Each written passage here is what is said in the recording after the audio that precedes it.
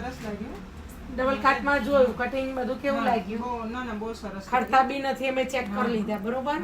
એટલે આપણે પેલી કહેવત છે ને વેસ્ટ માંથી બેસ્ટ, આ બીના બેન એના માટે બેઠા છે વેસ્ટ માંથી બેસ્ટ બનાવવા.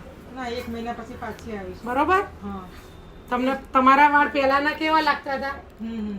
કે નથી આમ ઊંચું વાળી રાખું છું, હવે આમ સરસ લાગે. અને બીજું શું ગરમી લાગે ને તમને જો તો શું કરવાનું, એક બધા બહુ મને પૂછ કરે છે બેટા એક મોટું બટરફ્લાય બી આપો.